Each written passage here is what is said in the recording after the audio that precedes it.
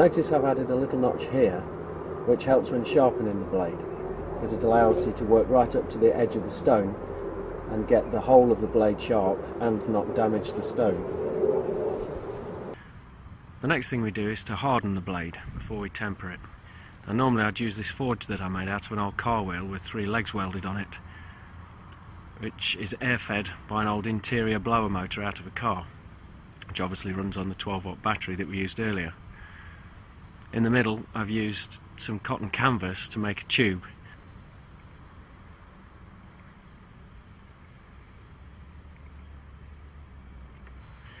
So instead of the forge that I made out of an old car wheel, I thought I'd try and make one in the ground. So I dug a hole, I took the grate out of my forge and put it in the hole that I'd dug, and to feed the air underneath, you might just be able to make out there's a piece of 1.5 inch square tube that I found laying around on the scrap heap, which then has my blower motor attached as before. So let's see how it goes.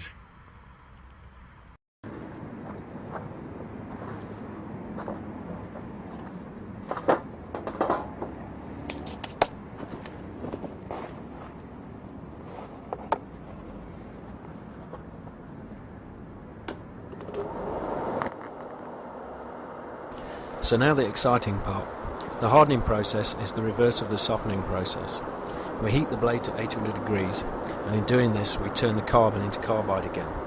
But if we leave it to cool slowly, it will return to being carbon. So we quench the blade. That is, we cool it very rapidly. This traps the carbon as carbide, which makes the steel hard, and we use oil to do the cooling.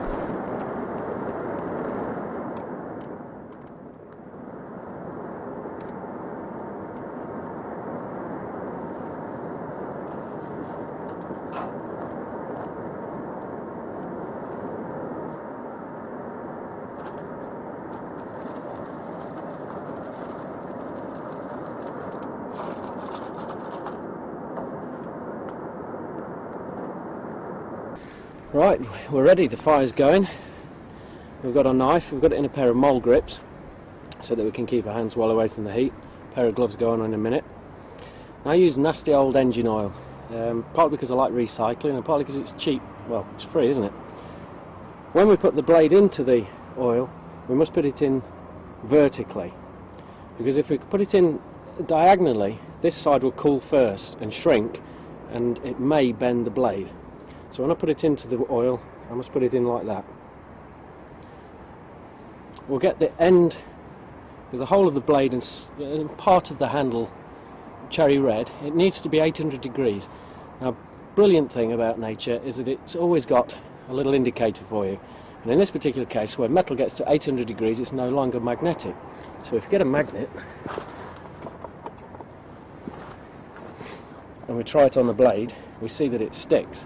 When this gets up to 800 degrees, this won't stick, so we know we're at the right temperature, and that's when we pull it out of the fire and plunge it into the oil and quench it.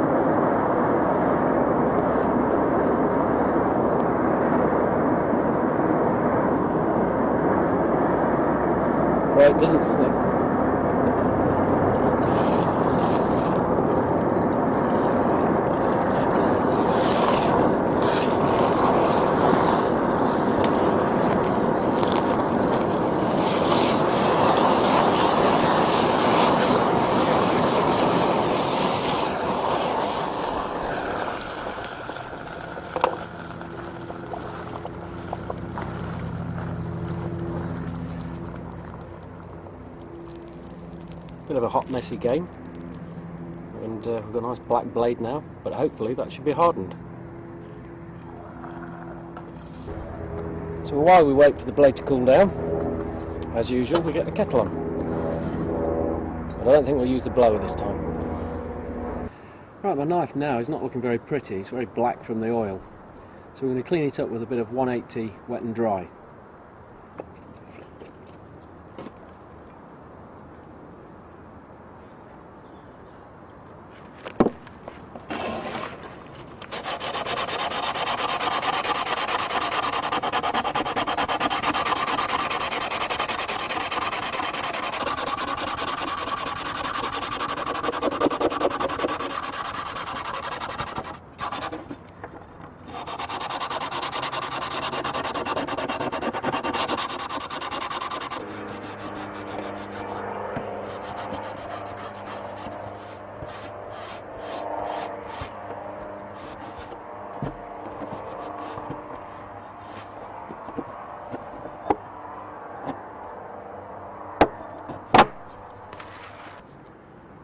Right, I've cleaned the knife and I've run the blade over the oil stone again just to clean that up. This section we got red hot and quenched, so it's hard. This section didn't get red, although it got hot, it didn't get red hot, so this hasn't been hardened, this will still be soft.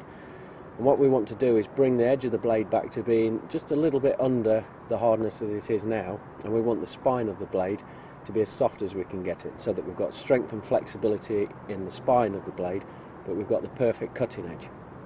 To do this, I'm going to use a gas blowtorch, and I'm going to apply the heat from the back so that the heat flows through, and just as it gets to the cutting edge, I'll watch the colours as they run, and when it gets to a straw colour we stop, quench it in some cold water just to stop that process, and then if I've done it right we should have a nice soft spine to the blade and the perfect cutting edge.